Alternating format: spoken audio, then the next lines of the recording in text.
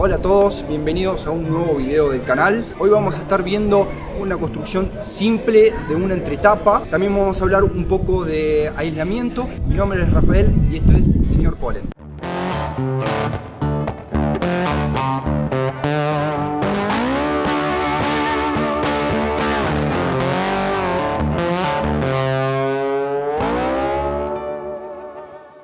Acá tenemos los materiales, un marco hecho ya previamente, una lámina de madera de alrededor de 5 milímetros, 7 milímetros y unas varillas.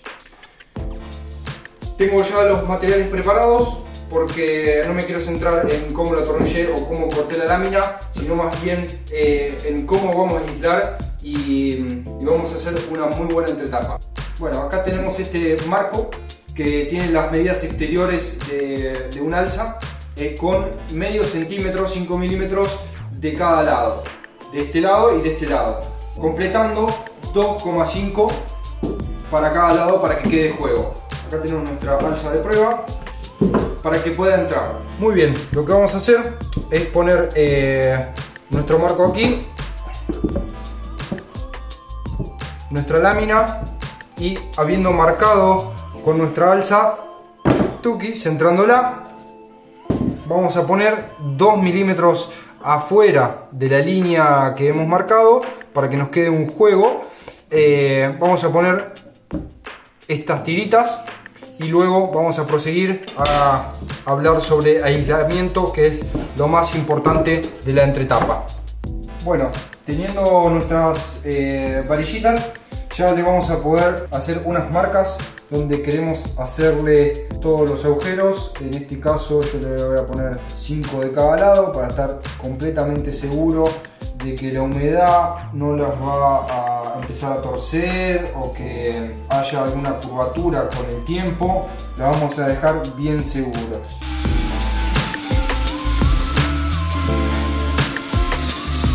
Bueno, ya tenemos nuestra entretapa. Pusimos las varillitas, los tornillos, y como verán quedó a la perfección. Encaja, tenemos una luz de cada lado, un espacio para que se pueda mover. Entonces cuando nosotros estamos trabajando en una colmena, esto podemos colocarlo fácil. Ahora lo que vamos a hacer, un agujero en la parte de atrás. Si esto encaja de esta manera y tenemos los largos de este lado y las partes donde van a apoyar los listones van de este lado, esta es la parte de atrás, supongamos. De este lado, preferentemente yo lo hago así, y en alguna parte que a nosotros no nos parezca conveniente hacerle un agujero, le vamos a hacer un agujero preferentemente en la parte de atrás de la colmena, o sea, de donde nosotros vamos a manejar la colmena. Bueno, vamos a colocar el alza en la parte de abajo, invertido, para poder hacerle una marca para saber hasta dónde llega el alza, y nosotros le vamos a hacer un agujero en la parte de atrás. Para no dañarlo, lo que vamos a hacer es hacerlo de los dos lados. Bueno, ya tenemos nuestro hueco hecho. Vamos a limpiar un poquito. Ahora lo que vamos a hacer es una puerta. Vamos a hacerle un corte. Vamos a más o menos calcularle a ojo, así simple, para poder cerrar y abrir para el paso de las abejas, para poder alimentarlas o cerrarles en el caso de que nosotros le pongamos algún aislante. Le emprolijamos un poco para que no nos quede ninguna rebarba, y ya nos queda para ponerle un tornillito, hueco realizado. Bueno, ya habiendo realizado la entretapa, me gustaría hacer algunas explicaciones sobre el aislamiento.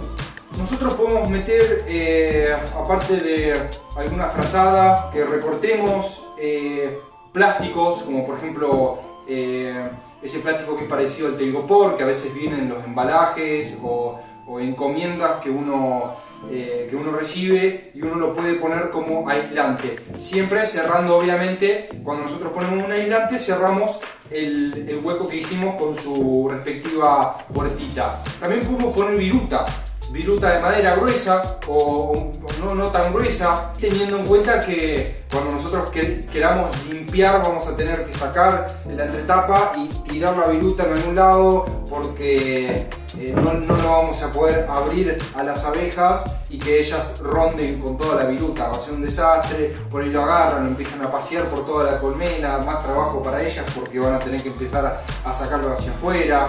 Lo que yo recomiendo es poner algún aislamiento que no genere mugre.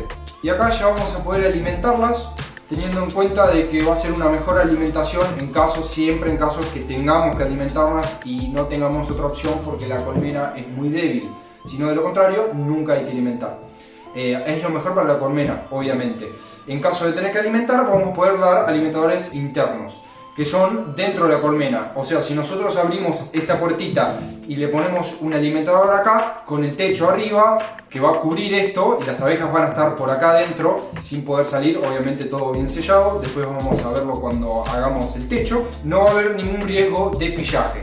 En caso de los alimentadores internos, tienen más chance de que haya pillaje. Recuerden, para agregar algunos datos sobre aislamiento, si nosotros en invierno no tenemos un buen aislamiento, vamos a tener las abejas consumiendo más recursos para poder llegar a la temperatura que ellas necesitan. También en el verano, si nosotros tenemos capas muy finas de madera, vamos a tener un aislamiento que permita entrar mucho el calor, vamos a tener la colmena muy caliente, y eso también va a hacer que las abejas necesiten estar ventilando la colmena en vez de ocuparse de las tareas que ellas necesitan.